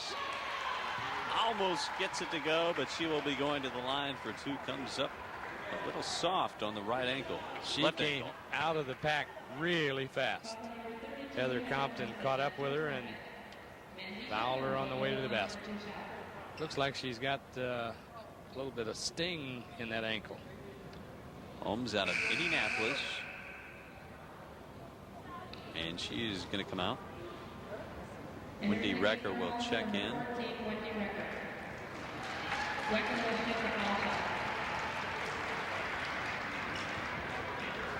Mendoza with a little discomfort there on the left ankle. Last player to get in. 12 players in the books for IPFW. So Wendy Recker will come in and shoot the free throws. It's 2 shots.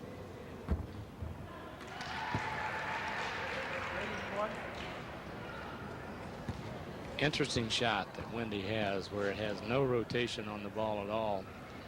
And most players cannot shoot that kind of shot trying to shoot the shot.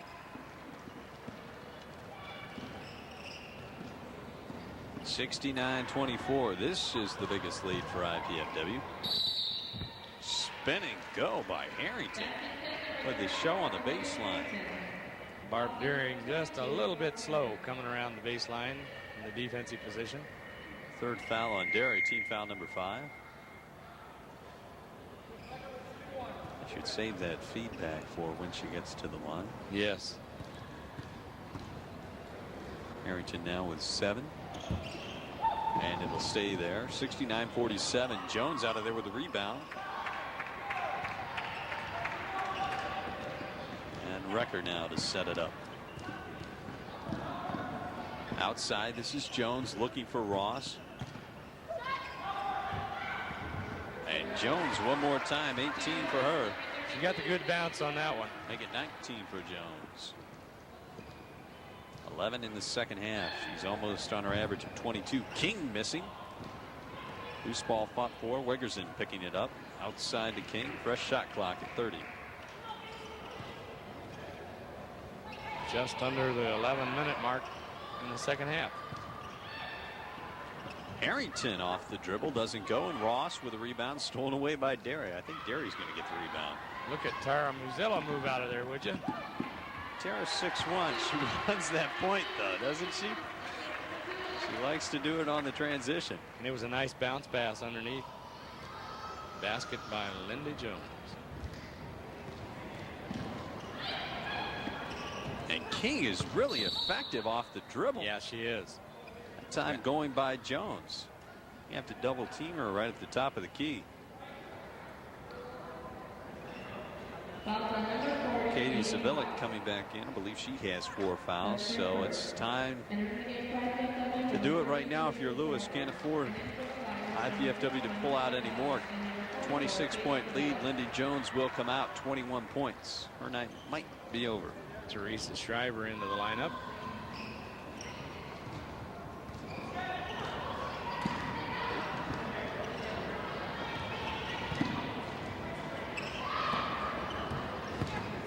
Dolan unloading from 3, rebounded by Crawford, and now Muzzillo clearing, got away with a carry.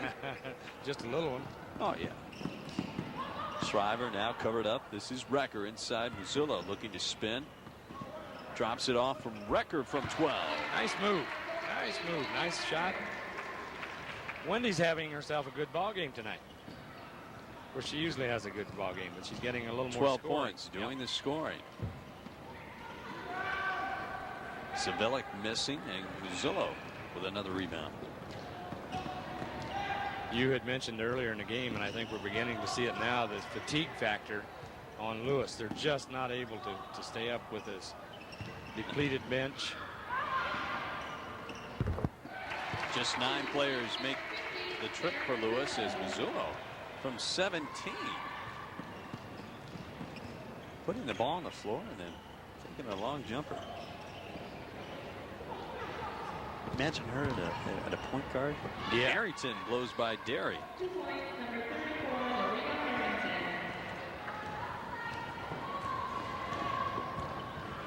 Well, with the emergence of Leah Sheets and Muzzillo, it's given this IPFW team a totally different complexion. Yeah. Everybody knew about Jenny Newhart's talents on the post as no one gets back, and Schreiber fouls in 1. The transition defense not doing it for IPFW. The easy give up that time. Dolan will go to the line for 1 free throw.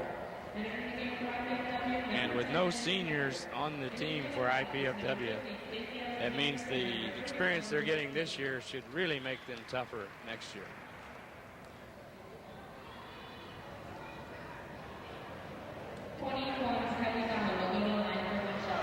Jenny Newhart, Dottie Porch going to check back in. Tara Muzzillo coming out. Shriver picking up her 4th foul. And Barb Derry checking in. No, Barb Derry's still in. Guess you want to play with 5 players on the floor if you're IPFW. Well, probably still should, yeah. Yeah.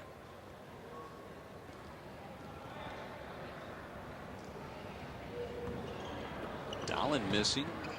Rebound fought for. King went on the floor, didn't come up with it. And Annie Recker out with the ball. Derry now looks like she's going to run the point. Looking inside for Porch, doesn't have her. We have a 5 count underneath the hold. And it looks like it's going to go against Katie Savilic. Okay, you can guess. You are right. You are correct, sir. Well, I had a little help that time. I saw that very disappointed look on Katie's face. That is number 5. She is gone. 8:33 left. Katie, the 5'11" freshman. So she's learning a little bit about the college game this year and doing pretty well. She scored early. Just 6'6". Average coming in, had 10 in the first half, none in the second half. And Michelle Jurasevich in. And Michelle is a 6-foot junior from Illinois. So IPFW now just in quest of breaking 100. Porch hits the first. 58% free throw shooter. She's living up to that tonight. She's just, I have her 1 of 4. Make that 2 of 5. So this one puts her just about on target then.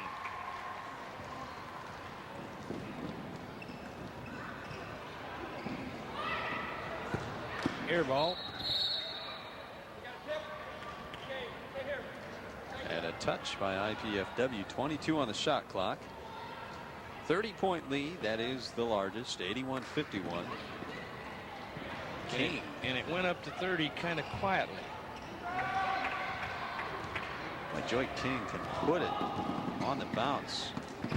This is Porch inside from Shriver. Shriver reloading. I would say the Lady Dons have a good shot at 100 points here tonight. Okay, the tops for the season, 108 against Grace. And that was early on, 108-36. I think Lewis is a little bit better team than Grace. Yeah, they are. And other than the fatigue factor, that's the main thing. It's catching up with them. And a foul by Derry. Who do you want to pick? I'm going to say Derry. Barb Derry, yeah, looks like it. Teresa Shriver was in on the action as well. It's going to go against Derry. Would have been Shriver's 4th. Instead, it is Derry's 4th.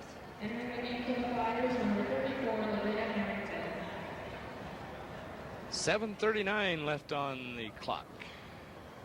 83-51 IPFW in the lead.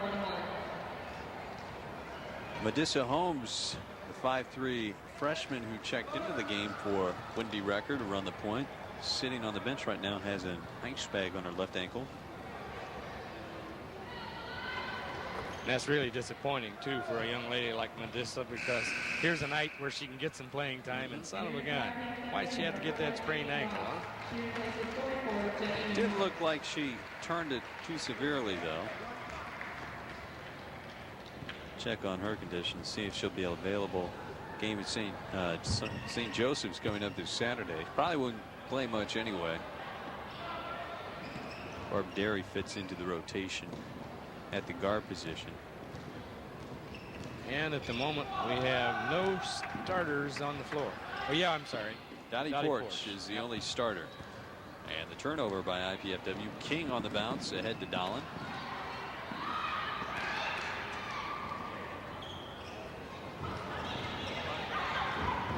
Heather Compton taken away. King.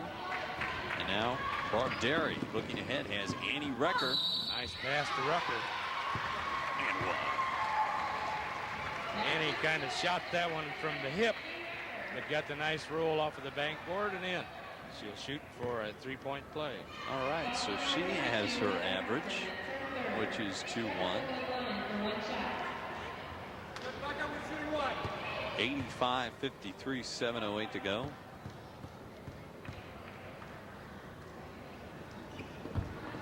Annie a little short with the free throw.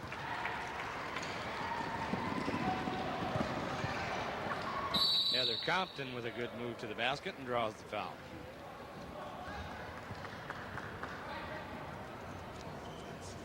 Okay, let's play trivia time here. Mindless trivia time. IPFW has scored 100 points 3 times this year. 108 against Grace, 101 against Lewis in Romeoville, and then 104 against then ranked number 3 Southern Indiana. That was in Fort Wayne. That's right. Great game, great win. That sort of got IPFW rolling. 3 times in 1 year is pretty impressive, and to think there's a 4th one on the horizon here is even more so. Well, it's just the contrast from last year, watching the methodical half-court offense work as Shriver going to the glass. Porch with another offensive rebound. The spin doesn't go, rebounded out of there by King. But IPFW, known as a team of just pounding it inside, reflective in their 3-point attempts. IPFW doesn't take many 3-pointers this year as well, but it's just a step outside because Record and Jones can hit it.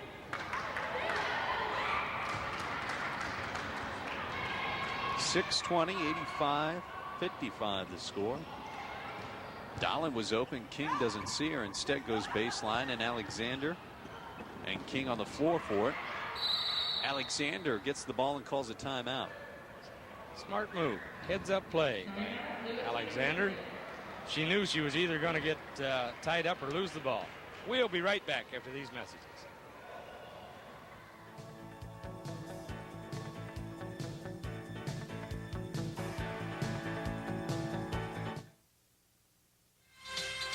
First-year IPFW women's basketball coach Pam Bowden is enjoying a fine preseason after coming to IPFW from the University of Alaska Anchorage. She has inherited a club which returns no seniors but still enjoys one of the top ratings in the Great Lakes Valley Conference. We want you to tune in every Wednesday at 7:30 to find out more information about the IPFW women's basketball team all season long.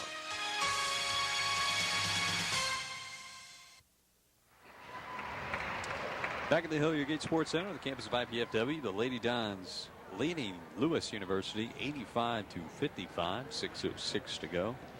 Men will be following this one up about 20 minutes after this game ends. And the men's team, Dave Skelton, in need of a victory. Any type of victory will work. It can be ugly, as it was the other night against Ashland, but they do need a victory after a bad week on the road. And I would think that the guys will be pumped up tonight because the last time they played Lewis, at Lewis, 2 or 3 weeks ago, that too was one of their poorer performances. So I think they'll be looking to improve things considerably here tonight. Porch got a hand on it. But Alexander the retrieve. And the reset doesn't go. The rebound doesn't go. And Ross out of there with the board. Amy's come up with a handful of rebounds here tonight. Done a nice job off the bench, getting considerable minutes. Yes, Newhart was in foul trouble early on. That's a 2. And Ross there for the weak side rebound. A little energetic. Yep, a little too anxious to get it up. Couldn't get the bank board in the right position. She might be helpful, though, down the stretch of the season because you want to throw bodies out there. She has nice size. Gets good position on the rebounding. 5'11". Here's Alexander working her over. Doesn't get it to go. Derry had a hand on it. And Shriver, her evening is done. That may be it. Yep. Also number 30, Teresa Shriver. That's her miss.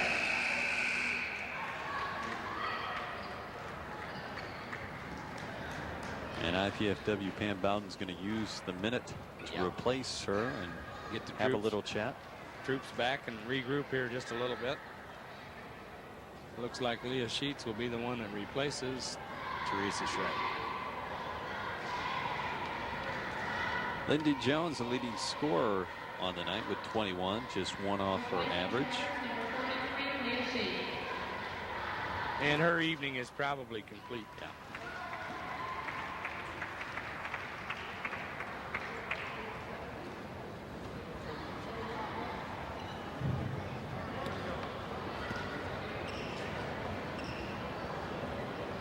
This is Heather Compton at the line. 1-1. And Porch with the rebound.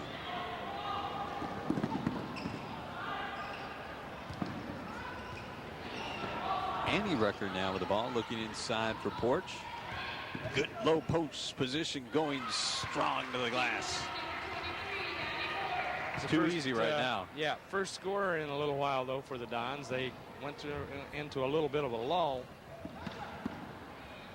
Porch has 15, 10 in the second half. Sheets on the push. And Leah, she could handle the point, though. Yeah, yeah. With the turnover. She's a do-it-all type player. And well, she understands the game real well and goes to the right place, does the right thing. The logical progression is, though, this team is losing nobody. Should they stay healthy, it's going to be a dynamite year next year. Compton loading up. That's a 3. Cuts the lead now to 29, 87-58. So IPFW scored just 2 points. Is that the last 3 minutes? That's about right. Make it 4. There we go. 2 points, number 22, Okay, if you say so. 89-58. Harrington finding backboard. The pass to Compton. Heather Compton's going to end up this game with a respectable handful of points. 11 in the second half, 13 overall. Sheets now just playing it out, decides to go to her right. Well, I thought that 100 might not be a possibility, but it's back within the realm anyway so far. May depend on how quickly Lewis shoots when they have the ball. Stacy Alexander backing Ross down, but doesn't go.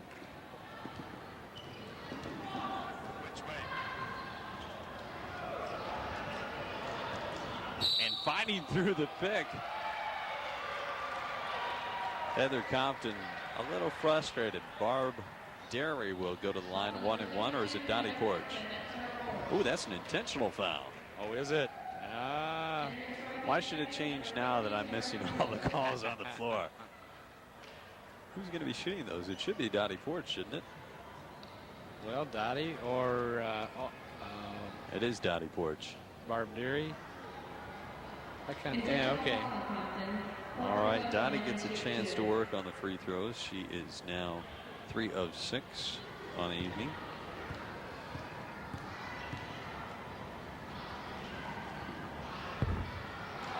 In and out.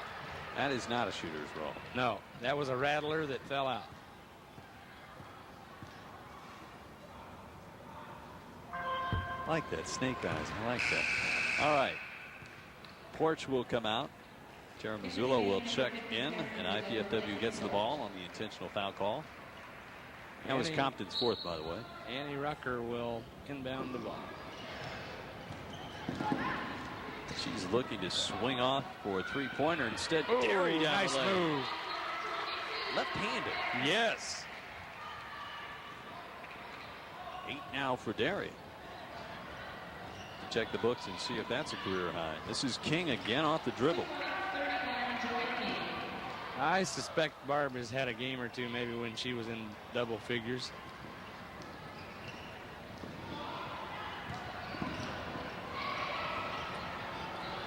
Zillow spotting from 12, doesn't go. Sheets working the offensive glass, and that one rims out.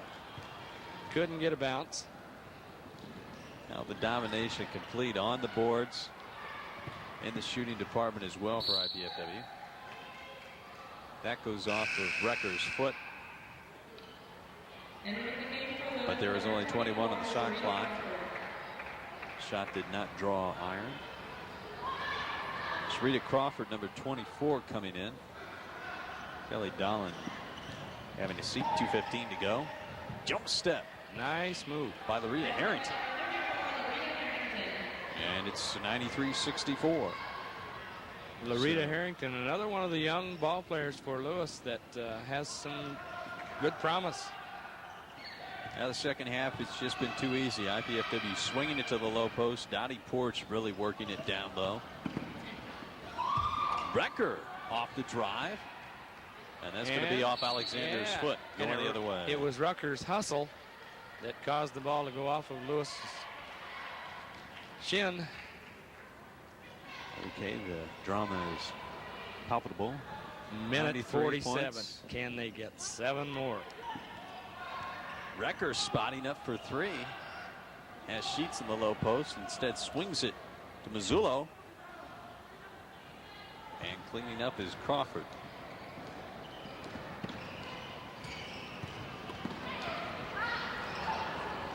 She is tough off the dribble. King misses. Crawford, the garbage time basket. 93-66. Put this one in the books for IPFW. Isn't there a song that has one of its lyrics to be something like "slip sliding away"? Yes. I think James Brown. I think that's what's happening to the possibility of 100 points here for the Mastodons. Oh, very nice work. Nice work. 105, 93-66. Our producer, Greg Schmidt, calling early on that IPFW was going to go for the 100. And he might have to dig deep tonight. Foul call by number 50, Karen Mazzullo. That's her second. Zillow picking up the foul is her second. Moot point, I guess. Yeah, we're inside the last minute here, and we'll see how these fouls keep mounting up. Mazzillo up ahead to Derry, has Recker or Sheets, and Sheets walks. That basket would have helped.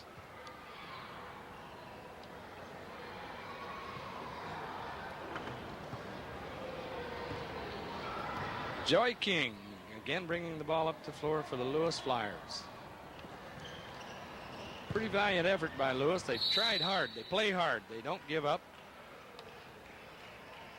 Not real long on numbers of players, but they play hard. If I'm not mistaken, the only player that hasn't scored tonight for IPFW was Mendissa Holmes, and she had a chance going to the foul line, but flipped an ankle. Another bucket for Leah Sheets. Leah's played another good, solid game for the Dons. Have her now with 14. That's unofficial.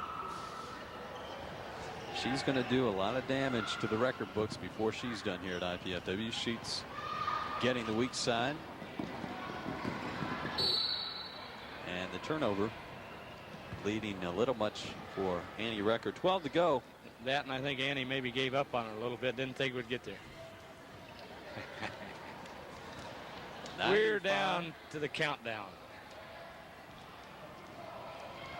66. King going to fire one up. That's blocked. IPFW going to 14-8 on the season and 7-6 overall. Lewis falling to 6-17 and 1-13 in the Great Lakes Valley Conference. Well, it was an important win. I mean, it's something you had to have, and Lewis had a tough time coming in, losing their leading scorer this week with a broken jaw. It was uphill all the way for him. IPFW did not allow them any breathing room the second half, just pounded it down low, got the job done. Well, and from a just pure stamina standpoint, you pointed out earlier in the game, IPFW able to use its entire bench and use it somewhat extensively. Thus, everybody should be pretty fresh for the toughie coming up on Saturday night against St. Joe. That's right, 6 o'clock start time. St. Joe's second in the Great Lakes Valley Conference at 10-3 overall. That'll be a good one. St. Joe's tonight playing at Ashland. So that's probably a W for them. We'll take a timeout. See if we can talk to Wendy Recker on the floor afterwards. Your final one more time, 95-66 IPFW, your winner tonight.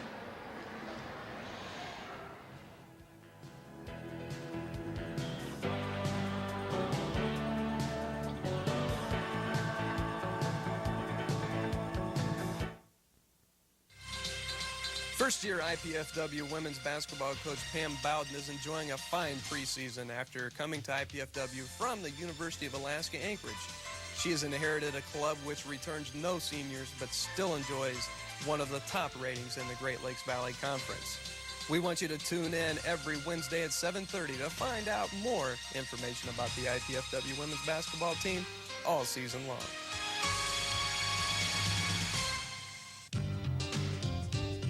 Check it out! The campus has it all. Learn it, or work it, or play it, just do it. It's a cool place. Call now!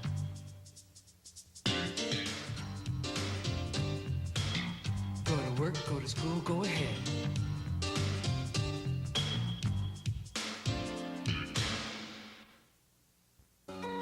Talk about unusual.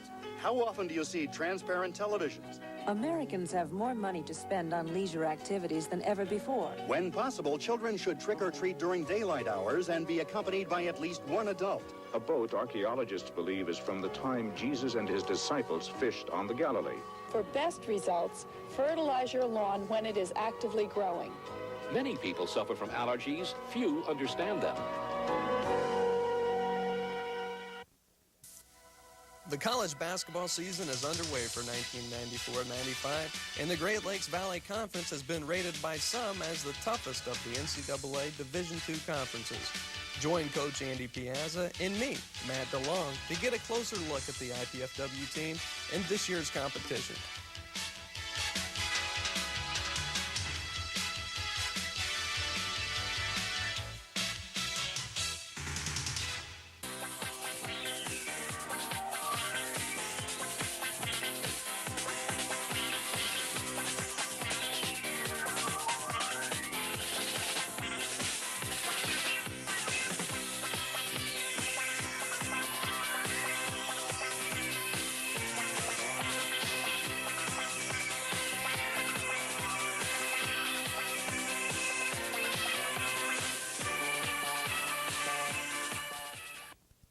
Hello, I'm Arnie Ball.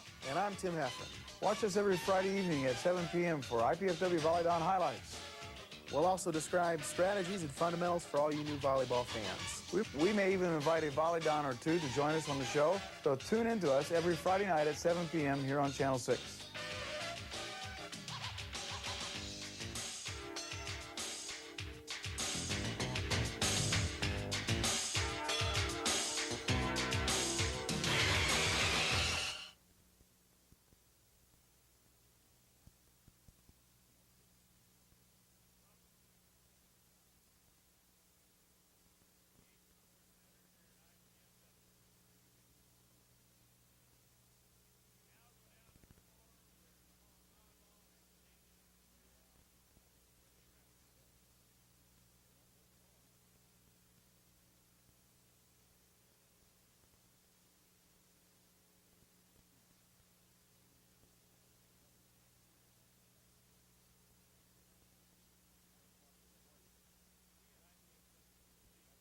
Bring you cablecasts of NCAA athletic competition. We hope you've enjoyed the show and the excitement of intercollegiate sports from IPFW. To provide such programs, we need your support. With the help of many volunteers, we are able to produce these programs at a relatively low cost. Your contribution will help defray the production costs not covered by the Channel 6 budget. The College Cable Access Center invites you to invest in quality college programming by sending your contribution to the following: Channel 6 at IPFW, 2101 Coliseum Boulevard East, Fort Wayne, Indiana, with a zip code of 46805. Please make your check out to the Indiana-Purdue Foundation at Fort Wayne and designate it for College Cable Access Athletics. We now go down on the floor to join Paul Fauerball with Dandy Don Player of the Game, number 14, Wendy Recker.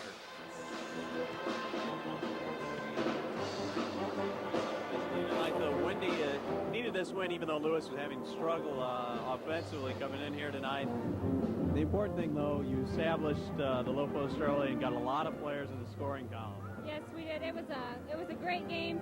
Everybody got into play, and you know we got the ball inside. That's what Coach wanted us to do. She told us before the game to get into our post because Lewis either three-quartered or played behind. So that was our game plan all week, and it was really nice to see the job get done. Okay, one thing though, this team really worked it to Dottie Porch down low, and she picked up the slack for Jenny Newhart. Had a couple fouls early on. Dottie played extremely well tonight. Yeah, Dottie she came on for us. She moved into the starting lineup not too long ago, and she's just been doing a great job for us. Okay, how's this team coming along right now? You had that little bump in the road down in Indianapolis, but the team is putting together some wins now. Do you still have in the back of your mind, maybe if you win the rest of the way out, it could be postseason? It'll be close. I mean, that's our goal, is to win the rest of the games. And, you know, we had a little trouble at Indy, but we only lost by 8 points. So, I mean, if we just keep playing like we have been, you know, it's a possibility. Okay, that leads into the next question here. I'll let you go. Wendy, what about St. Joseph's on Saturday? What's important? That team is number 2 on the Great Lakes Valley Conference. What do you know about that team? What do you need to do? We just need to play hard and move the ball around to contain their drive, contain their three-point shooters, just work it in the post like we have been, and just hustle all around. All right, well, working in the post, that'll be Wendy Recker on the outside. Player of the game, 14 points. Sort of back upstairs, 95-66. IPFW your winner tonight.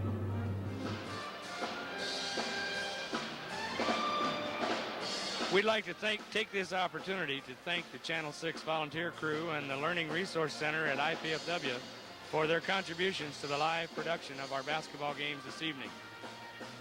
The telecast of this IPFW sports event is copyrighted and the sole property of the College Cable Access Center and IPFW. Unauthorized duplication, exhibition, retransmission, rebroadcast, or other use of this event without express written consent is strictly prohibited. Don't forget to tune in to Channel 6 next Saturday evening at 6 p.m. to see the exciting GLVC basketball as the Pumas from St. Joe College visit the IPFW Mastodons. Final score here tonight is the women's basketball team from IPFW, a winner 95-66. For Paul Fauerball, this is Dave Skelton saying goodbye for now.